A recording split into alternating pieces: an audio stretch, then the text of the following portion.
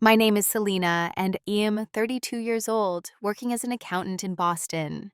Growing up in a close knit family, my parents and younger sister Amanda were my whole world. Then came that envelope with mortgage documents and those devastating words from my parents. We have decided you should be the one to pay for your sister's new house mortgage. At first, I thought it was some cruel joke, but their serious faces told me otherwise.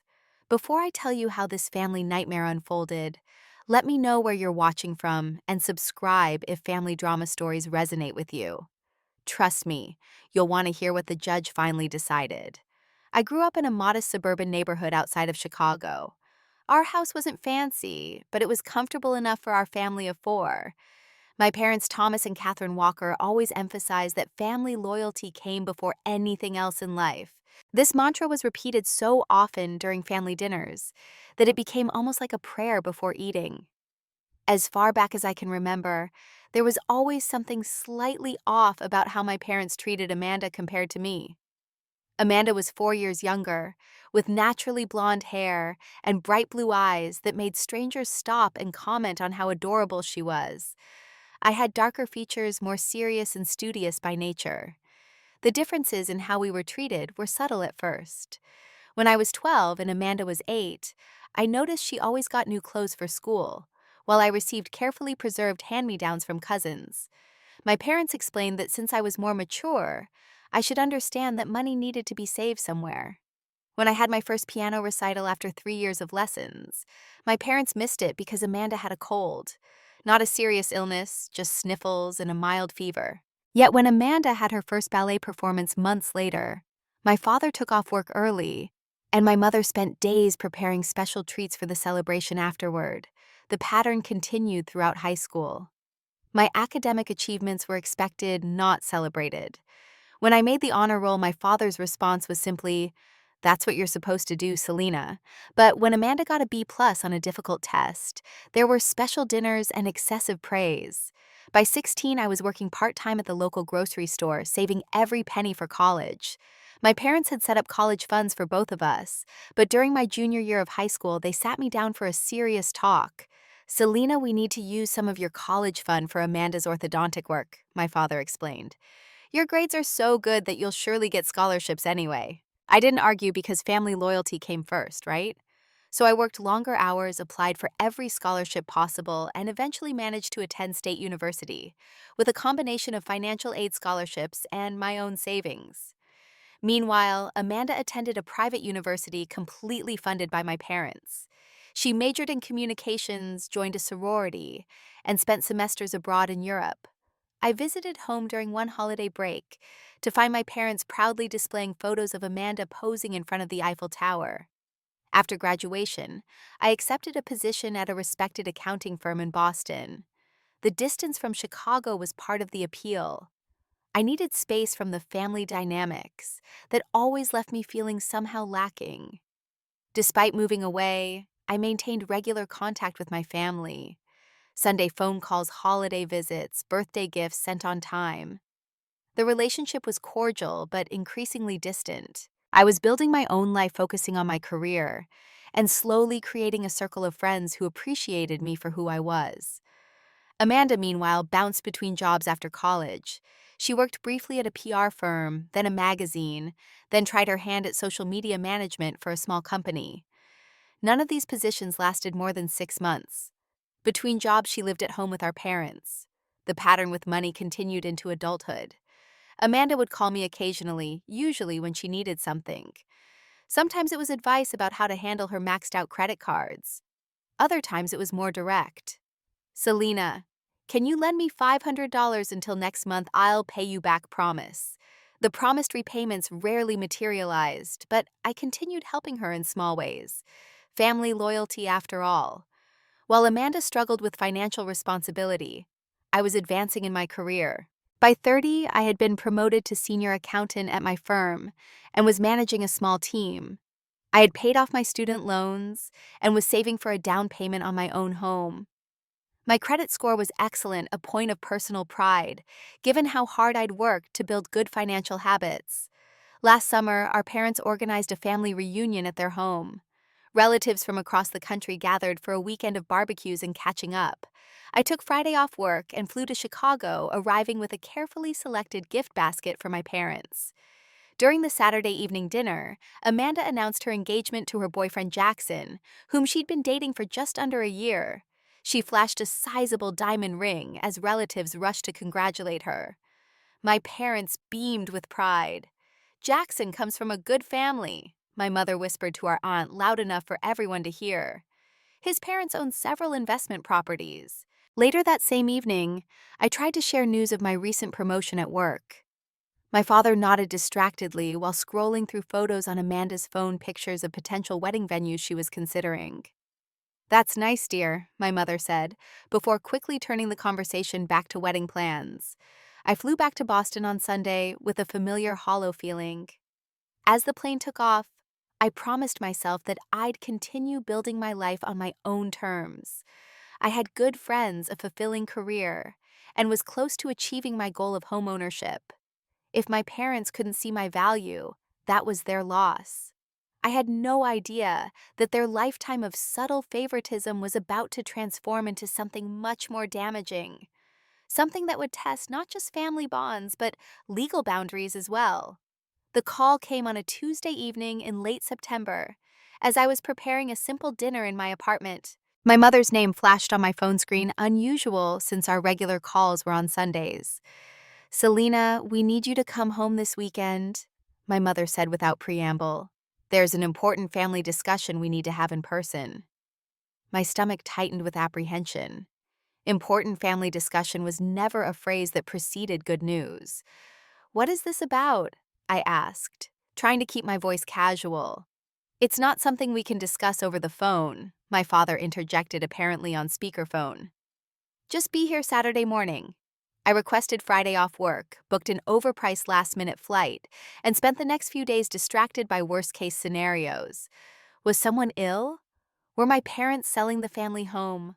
Was Amanda pregnant? The flight to Chicago felt longer than usual, my anxiety building with each passing hour. I took a taxi from the airport directly to my parents' house, arriving just before 11 Saturday morning. The atmosphere in this house was oddly formal.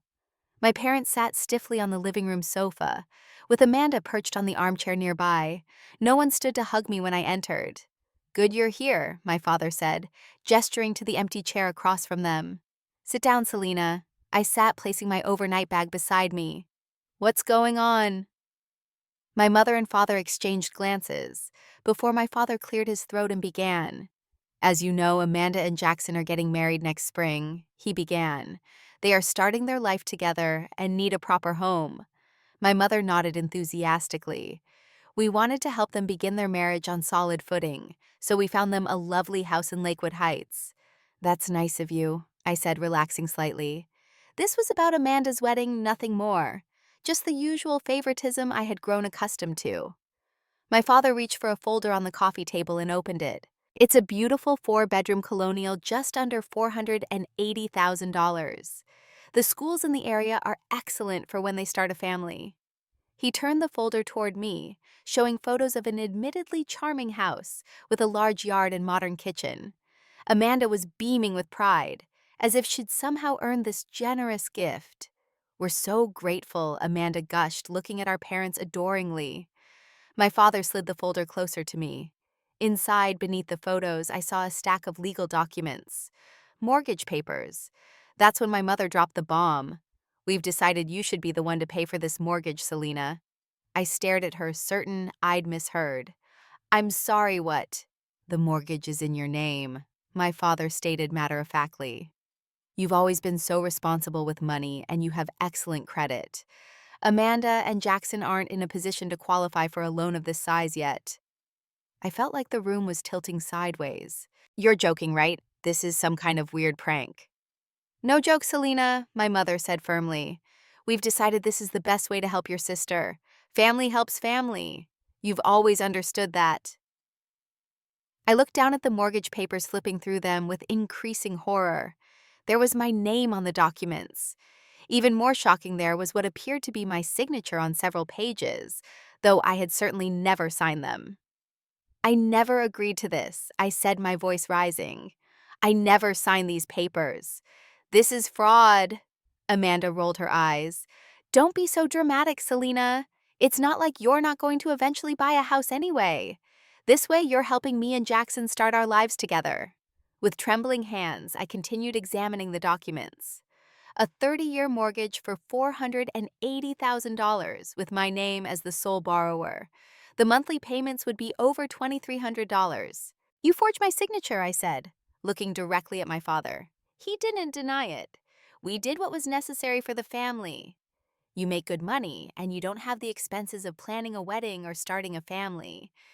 You're asking me to take on nearly $500,000 in debt for a house I won't live in, that I had no say in choosing, and that I don't even want. I was struggling to keep my voice steady. We're not asking, my mother corrected. The paperwork is already done. We're informing you of your responsibility to the family. Amanda is your sister. I stood up, my legs unsteady. This is insane and illegal. I'm not paying for Amanda's house. My sister's face darkened with anger. After everything this family has done for you, this is how you repay us. By ruining my dream wedding and future. I turned to face her. What exactly has this family done for me that I'm not aware of? I've worked for everything I've achieved while you've been handed everything on a silver platter.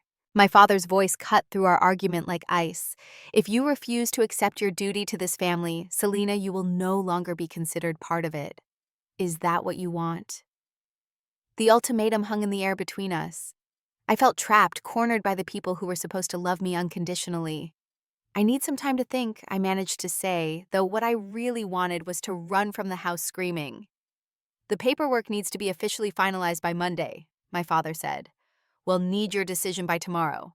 I nodded numbly and picked up my bag. I'm going to my room. Once alone in my childhood bedroom, I closed the door and leaned against it, trying to catch my breath.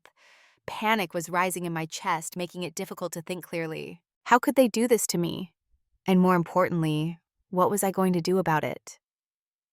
When my breathing steadied, I took out my phone and carefully photographed each page of the mortgage documents, paying special attention to the forged signatures. Whatever happened next, I needed evidence. That night, lying in my old bed, surrounded by faded posters and high school trophies, sleep evaded me. I stared at the ceiling, replaying the conversation and considering my options. By morning, I knew exactly what my answer would be. I found my parents and Amanda in the kitchen the next morning. They were having breakfast as if it were any normal Sunday, as if they hadn't just attempted to saddle me with nearly $500,000 in fraudulent debt. Have you made your decision? My father asked without preamble. I took a deep breath and sat down across from them. Yes, I have. I'm not doing it. I will not pay for Amanda's house. The silence that followed was deafening. After everything we've done for you, my mother finally said, her voice quivering with practiced emotion. We raised you, fed you, clothed you, supported you through college. I raised an eyebrow. Supported me through college. I worked multiple jobs and took out loans while you paid for Amanda's entire education, including her semesters abroad. That's different, my father dismissed. You were capable of supporting yourself. Amanda needed more help. Amanda, who had been uncharacteristically quiet, suddenly burst into tears. You're ruining everything, she wailed. We already told Jackson's family about the house. His parents are coming to see it next weekend. What are we supposed to tell them now? Tell them you can't afford it, I suggested calmly, like normal people who don't try to commit fraud against their own family members. My father slammed his hand on the table, making the dishes rattle. This is not fraud. This is family helping family. Then put the house in your name, I challenged. Why does it have to be in mine? My parents exchanged uncomfortable glances. Our credit isn't what it used to be, my mother admitted reluctantly, and we're too close to retirement to take on such a large debt. I shook my head in disbelief. So instead, you decided to forge my signature and attempt to force me into massive debt without my knowledge or consent. Do you realize that's identity theft?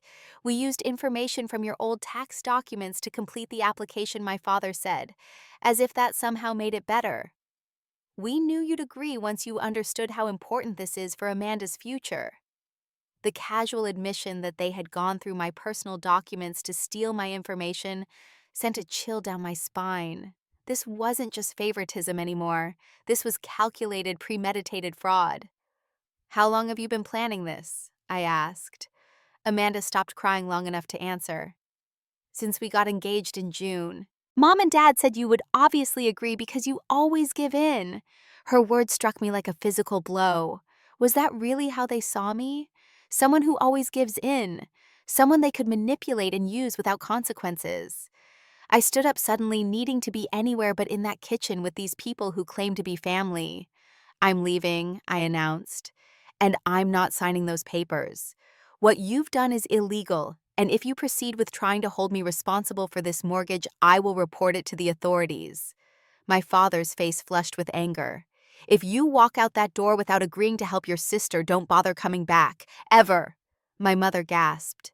"Thomas, surely—" "No, Catherine." He turned to me, eyes cold. "Selena needs to understand that family obligations go both ways. If she won't support Amanda now, then she is no longer welcome in this family." I looked at each of them. These people I'd spent my life trying to please, trying to be good enough for. Something inside me broke free. "Family obligations should never include fraud or identity theft," I said quietly. "Goodbye." I grabbed my overnight bag still packed from the day before and headed for the door. Behind me, I could hear my mother crying and my father shouting threats. "If you don't reconsider, we'll take action," he called after me. "You won't like what happens next." Selena, I didn't stop or look back. I got into my rental car and drove straight to the airport, changing my flight to the earliest available return to Boston. During the drive, my phone buzzed constantly with texts and calls from my family. I ignored them all.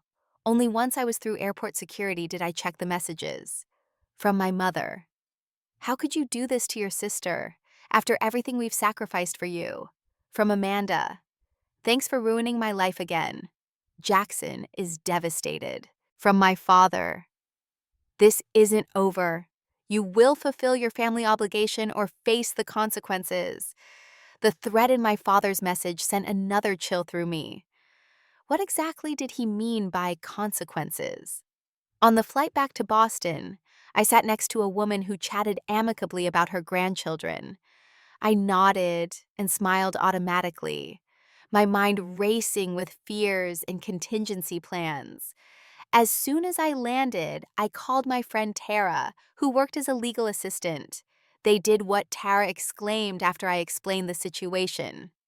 "Selena, that's identity theft and fraud. You need to report this to the police and get a lawyer immediately." "Do you really think I need to go that far?" I asked, still reluctant to take legal action against my own family. "Yes, I absolutely do," Tara insisted.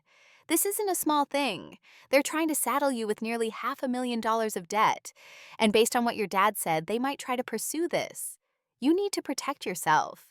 By the time I arrived at my apartment that evening, I had the name of a lawyer who specialized in identity theft cases and a plan to visit the police station the following day. I hoped it wouldn't come to that my parents would recognize the seriousness of what they'd done and back down. I was wrong. 2 weeks after my disastrous visit home, a certified letter arrived at my apartment. The return address belonged to a law firm in Chicago. My hands shook as I opened it. "Dear Ms. Walker." The letter began formally. "We represent Thomas and Catherine Walker in the matter of a verbal agreement made between you and your parents regarding financial assistance for your sister, Amanda Walker. Our clients assert that you agreed to provide monetary support for the purchase of a residence for your sister in the amount of $480,000 and have since reneged on this agreement." I sat down hard on my sofa, the letter clutched in my hand. They were actually going through with it. They were suing me. The letter continued outlining my supposed verbal agreement and threatening legal action for breach of contract. It also mentioned something called family abandonment, a term I had never heard before. The final paragraph gave me 7 days to respond before they would file a formal lawsuit. I immediately called Jennifer Hamilton, the attorney Tara had recommended. Her secretary scheduled an emergency consultation for that same afternoon. Jennifer's office was in a converted brownstone in downtown Boston. The waiting room had comfortable leather chairs and framed diplomas on the walls. Despite the elegant surroundings, my stomach was in knots. Jennifer herself was a tall, imposing woman in her 50s with sharp eyes and a no-nonsense demeanor. She read the letter carefully while I sat across from her desk, trying not to fidget. "Well, this is certainly aggressive," she said, finally placing the letter down, "but not particularly well-founded in legal reality. Tell me everything from the beginning." I recounted the entire story from the surprise invitation home to the discovery of the forged documents to my parents' threats. Jennifer took detailed notes, occasionally asking for clarification. "Do you have copies of the mortgage documents?" she asked. I pulled out my phone and showed her the photos I had taken. "Good thinking," she nodded approvingly. "And did you file a police report yet?"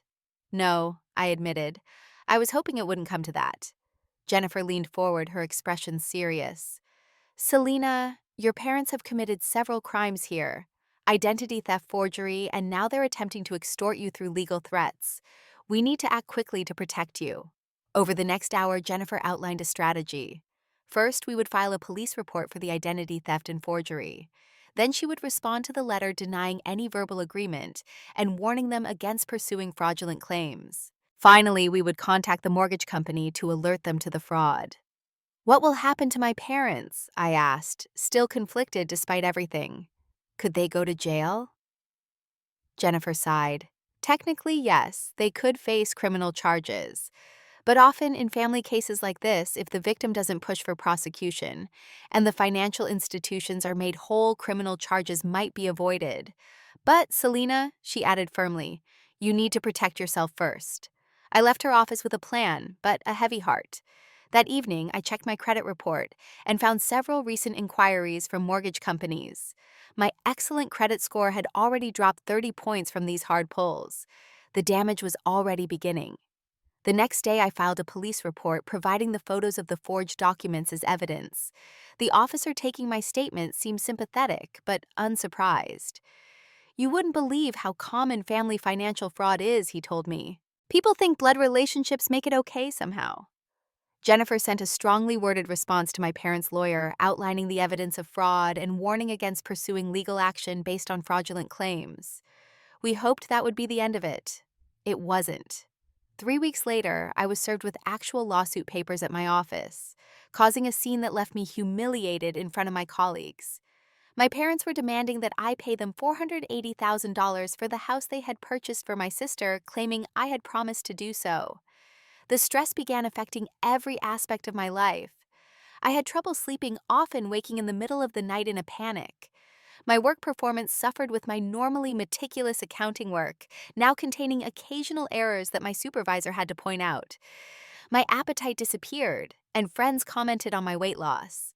Yet despite this, I found unexpected support. My colleagues at the accounting firm rallied around me, offering encouragement and understanding when I needed to take time off for legal meetings. Tara brought meals to my apartment and listened patiently when I needed to vent. But the feeling of betrayal was overwhelming. These were my parents, the people who were supposed to protect me, not harm me. And Amanda, who I'd spent a lifetime trying to support despite her selfishness, was fully complicit. One evening, scrolling through social media in a moment of weakness, I saw Amanda had posted her official engagement announcement. There she was beaming beside Jackson, standing in front of the house that my parents had tried to force me to pay for.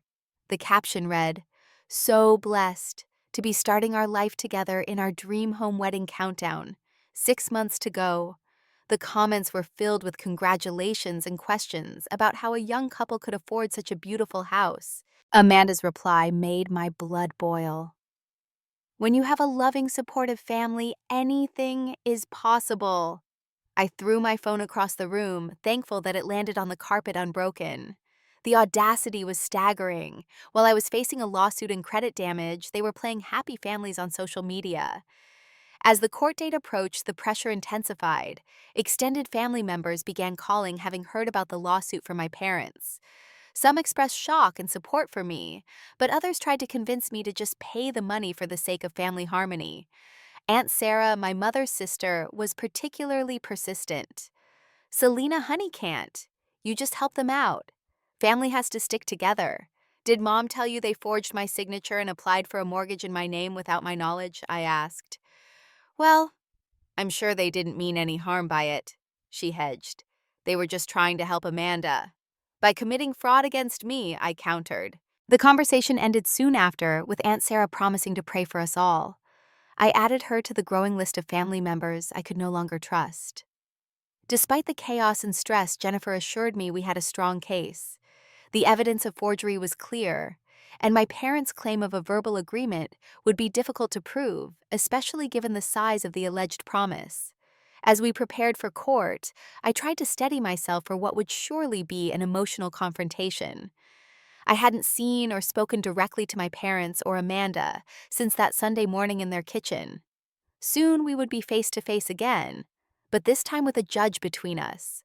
The county courthouse was an imposing stone building in downtown Boston. I arrived early on the morning of the hearing dressed in a conservative navy suit, my hair pulled back in a neat bun. Jennifer met me on the steps, her briefcase in hand, and a confident smile on her face. Remember, stay calm no matter what they say, she advised as we walked inside. The facts are on our side. The courtroom was smaller than I had imagined, with polished wooden benches and the distinctive smell of furniture polish and old books. My parents and Amanda were already seated on the opposite side with their attorney, a balding man in an expensive suit. My father glared at me while my mother dabbed at her eyes with a tissue. Amanda stared straight ahead, refusing to look in my direction. Judge Patricia Morgan, a stern-looking woman in her 60s, entered and called the court to order. After introducing the case, she invited my parents' lawyer to present their argument first. Mr. Bradford approached the bench with an air of righteous indignation. Your Honor, this is a simple case of a daughter refusing to honor her commitment to her family.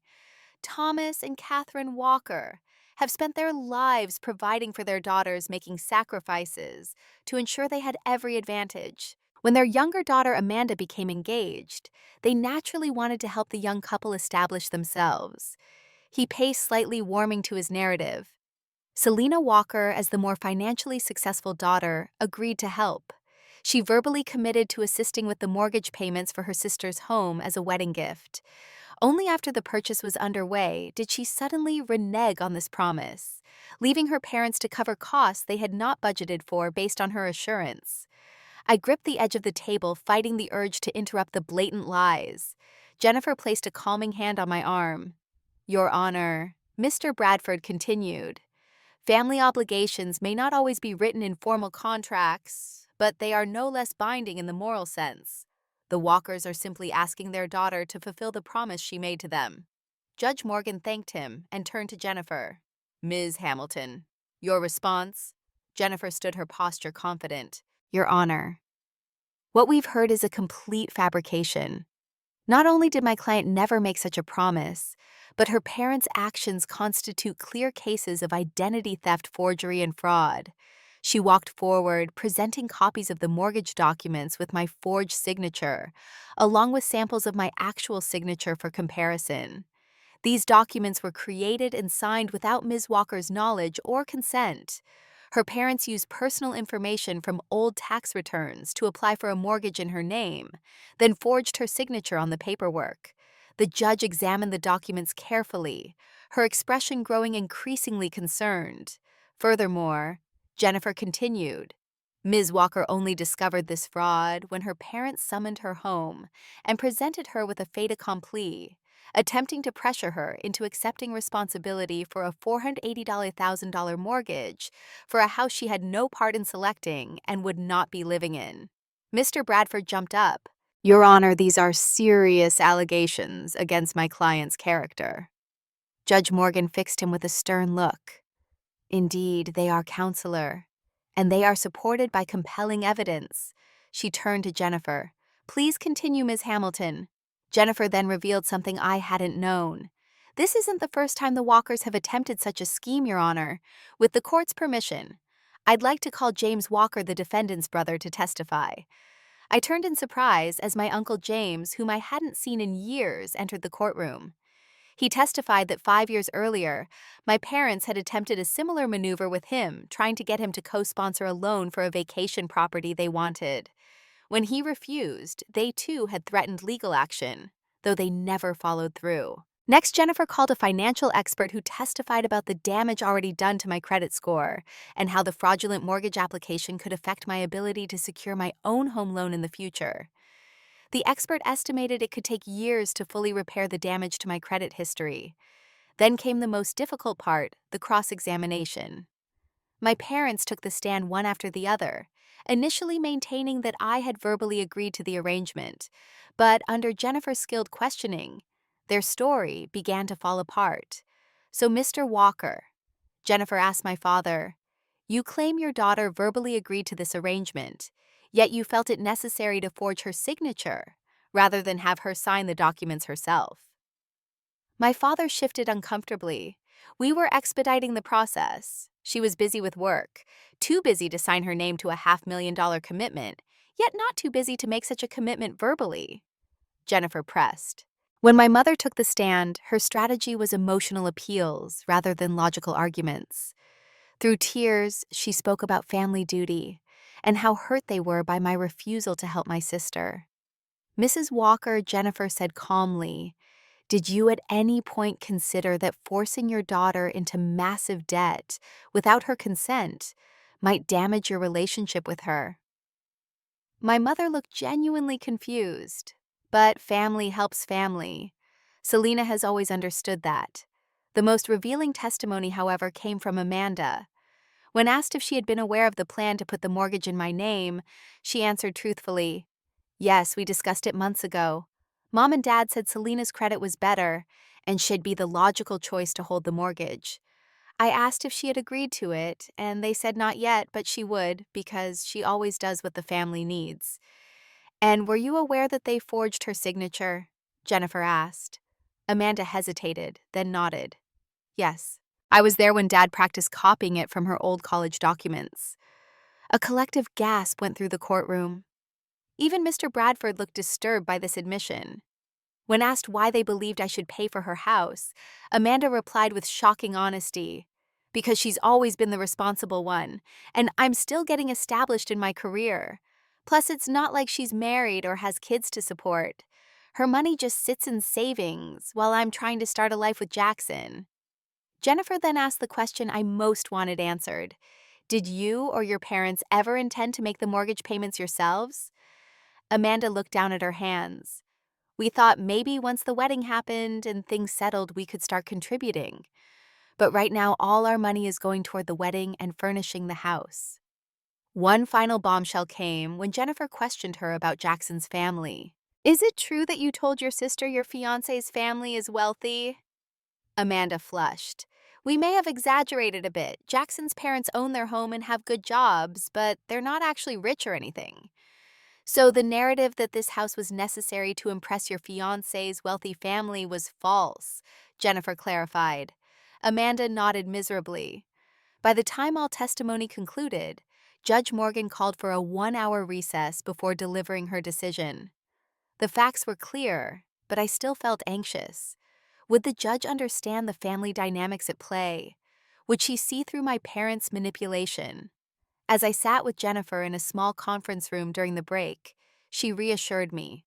"You've done everything right, Selena. The evidence is overwhelmingly in your favor." I nodded, but couldn't shake the feeling that no matter what the judge decided, I had already lost my family. When court reconvened, Judge Morgan sat with an air of grave authority. The courtroom fell silent as she shuffled her notes, and then looked up, her gaze sweeping over all parties before settling on my parents. "In my 20 years on the bench," she began, "I have presided over many family disputes, but rarely have I seen such a clear case of calculated financial abuse as what has been presented today." My father started to object, but his lawyer placed a restraining hand on his arm. Judge Morgan continued, her voice firm. "Thomas and Catherine Walker, your actions were not just morally reprehensible, but legally fraudulent. You deliberately forged your daughter's signature on mortgage documents, used her personal information without consent, and then attempted to manipulate her into accepting nearly $500,000 in debt through emotional coercion and threats of family excommunication." My mother was openly crying now, but there was something performative about it that the judge clearly recognized. These tears, now Mrs. Walker, do not move me, she said directly to my mother. If you were truly concerned about family bonds, you would not have conspired to commit fraud against your own daughter. Turning to the entire courtroom, Judge Morgan outlined her ruling. The court finds in favor of the defendant, Selena Walker. The plaintiff's claim of a verbal agreement is dismissed with prejudice. Furthermore, the court orders that all mortgage documents bearing Selena Walker's name be immediately nullified and that Thomas and Catherine Walker assume full responsibility for any and all financial obligations related to the property in question. Relief washed through me so powerfully that I nearly cried. Jennifer squeezed my hand under the table. But Judge Morgan wasn't finished. Additionally, the plaintiffs shall pay the defendant's legal fees in full plus damages in the amount of $10,000 for harm done to her credit standing and professional reputation. My father stood up angrily. This is outrageous. She is our daughter. The judge fixed him with an icy stare. Yes, Mr. Walker, she is your daughter, not your property, not your financial resource, but a separate individual with rights that you have egregiously violated. She paused before adding, I am also referring this case to the district attorney's office for possible criminal charges of identity theft and forgery. Whether those charges are pursued may depend on your daughter's wishes, but the option will be available to her. She then addressed me directly. Ms. Walker, the court recognizes the immense breach of trust you've experienced.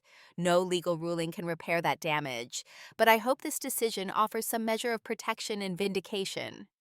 With that, she banged her gavel, and the hearing was over. In the aftermath, several things happened in rapid succession. First, Jennifer filed the necessary paperwork to have my name removed from all mortgage documents and to begin the process of repairing my credit. Second, Amanda's fiancé, Jackson, who had been sitting in the back of the courtroom, approached her with a thunderous expression. Their whispered argument ended with him walking out alone, engagement apparently in jeopardy now that he knew the full truth. Most surprisingly, my Uncle James approached me outside the courtroom. I'm sorry I haven't been around, Selena, he said gruffly. After what your parents tried to pull with me, I kept my distance. I should have warned you they might try the same thing. I assured him it wasn't his fault, and we exchanged contact information with promises to reconnect properly. My parents and Amanda left without speaking to me, though my mother cast tearful glances in my direction as they departed. I felt oddly empty watching them go, as if a chapter of my life was closing permanently. In the days following the court decision, the story somehow leaked to local media. A reporter from the Boston Globe contacted me for comment on what they were calling a cautionary tale of family financial abuse. I declined to be interviewed, but the article ran anyway with quotes from legal experts about the rising trend of identity theft within families. The unwanted publicity brought a flood of messages from distant relatives and old friends, some supportive and others critical. I found myself withdrawing from social media and screening my calls more carefully. My parents made one attempt at reconciliation, though it could hardly be called that. A lengthy email from my mother included phrases like, "We only wanted what's best for the family, and we hope someday you'll understand why we did what we did." Notably absent was any acknowledgement of wrongdoing or apology. I didn't respond. Jennifer advised me to maintain distance until the criminal investigation was complete, and emotionally, I wasn't ready to engage with them anyway. Amanda sent a text that simply read, "Jackson broke the engagement. I hope you're happy now." I blocked her number after that. In the midst of this chaos, I found unexpected strength. My colleagues at work, now fully aware of the situation, created a protective barrier around me. My supervisor even approved a flexible schedule that allowed me to attend therapy sessions without using vacation time. As weeks passed, I began the slow process of rebuilding. Not just my credit score, but my sense of self and security. The legal victory, while validating, couldn't erase the betrayal it experienced. That would take longer to process.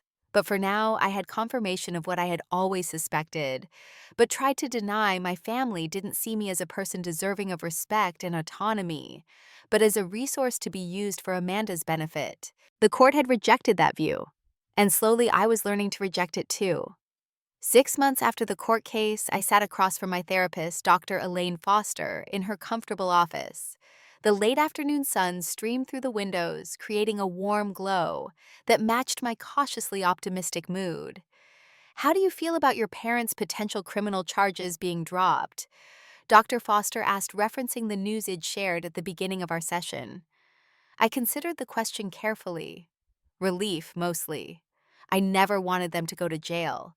I just wanted the financial nightmare to end and to be acknowledged as a person with rights, not just as Amanda's more successful sister. The district attorney had decided not to pursue criminal charges after my parents paid the court-ordered damages and legal fees and agreed to complete a financial responsibility course. While part of me felt they deserved harsher consequences, another part was grateful to avoid the additional stress of a criminal trial. And you've had no contact with them since the settlement, Dr. Foster prompted.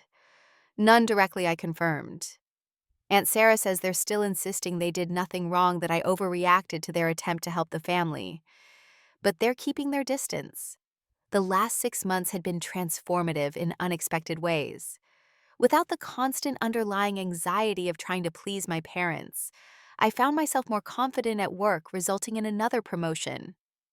I had joined a support group for survivors of family financial abuse, where I met others with similar experiences. Most surprisingly, I'd formed new, healthier relationships that began to feel more like family than my biological one ever had. My friendship with Tara deepened, and we now had standing Sunday dinner plans. I reconnected with Uncle James, who shared stories about his own difficult history with my parents. And my colleagues at the accounting firm had rallied around me during the lawsuit in a way that made me feel truly supported. Dr. Foster called this my chosen family, and the term resonated deeply. The biggest surprise came 3 weeks ago when I received a handwritten letter from Amanda. Unlike our parents, her words contained actual regret. Selena, I don't expect you to forgive me, but I need you to know I'm sorry. I was selfish and entitled, and I let Mom and Dad convince me that using you was somehow okay. Losing Jackson and seeing the legal consequences made me realize how wrong we all were. I'm working now, actually working at a real job and trying to become financially independent for the first time. I miss my big sister, but I understand if that relationship is over forever. After much consideration and discussion with Dr. Foster, I agreed to meet Amanda for coffee at a neutral location. The conversation was awkward and tearful, but also the most honest we'd ever had. She was working as an administrative assistant and living with a roommate truly independent from our parents for the first time in her adult life. We didn't leave as close sisters, but we left with a tentative agreement to maintain limited contact as we both continued healing. My parents, on the other hand, remained unrepentant. According to relatives, they had revised history in their minds, casting me as the ungrateful daughter who abandoned the family in their time of need. I had accepted that I might never receive acknowledgement or apology from them.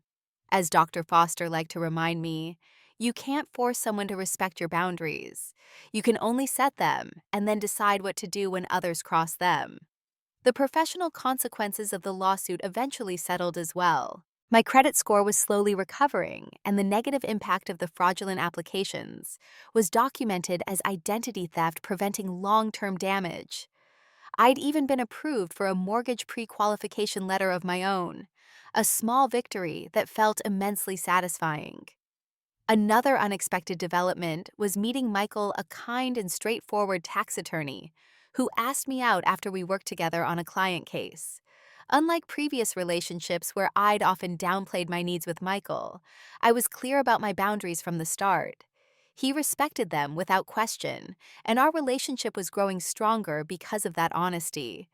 3 months ago, I'd started volunteering with a financial literacy program aimed at young adults.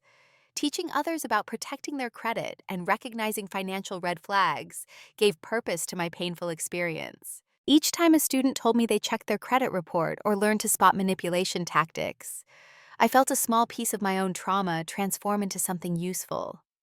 Do you still think about the house, Dr. Foster asked, bringing me back to the present moment? Sometimes I admitted, not with anger anymore, but with a kind of sad clarity. That house represented everything wrong with my family dynamic. It was never about giving Amanda a nice place to live. It was about maintaining the fiction that she deserved special treatment even at my expense. My parents had ultimately been forced to sell the house, unable to qualify for the mortgage on their own. Amanda now lived in a modest apartment, and according to Uncle James, my parents had downsized to a smaller home. Their retirement savings significantly reduced by the legal costs and damages they had to pay. As our session wound down, Dr. Foster asked the question she often ended with, "What are you proud of today, Selena?" I smiled, the answer coming easily. "I'm proud that I trusted myself enough to fight back. For years, I doubted my own perceptions about how my family treated me. I made excuses for their favoritism and tried to earn love that should have been freely given. When they crossed the line into criminal behavior, I finally stopped doubting myself and stood up for what I knew was right." Dr. Foster nodded approvingly. "That's the most important victory of all." As I left her office and walked through the Boston streets toward my apartment, I felt the weight of family expectations continuing to lift from my shoulders. The lawsuit had been traumatic, but it had also been clarifying. Some family ties are worth preserving at all costs. Others, when they become chains, need to be broken. In my case, breaking those chains had allowed me to build something new, a life based on mutual respect rather than obligation. A chosen family that valued me for who I was, not what I could provide. And most importantly, a relationship with myself that was no longer defined by being Amanda's responsible older sister or my parents' less favored daughter, but simply by being Selena enough exactly as I was. The path forward wasn't perfectly clear, and some days the pain of family betrayal still caught me by surprise. But for the first time in my life, I was defining family on my own terms, and that made all the difference. Have you ever had to make a difficult decision to set boundaries with family members who crossed a line? Don't forget to like this video and subscribe to hear more stories about standing up for yourself even when it's hard. Share your thoughts in the comments below. I'd love to know how you handled similar situations in your own life. Remember, sometimes the family you choose is more important than the family you're born into. Thank you for listening to my story, and I wish you the strength to always honor your own worth.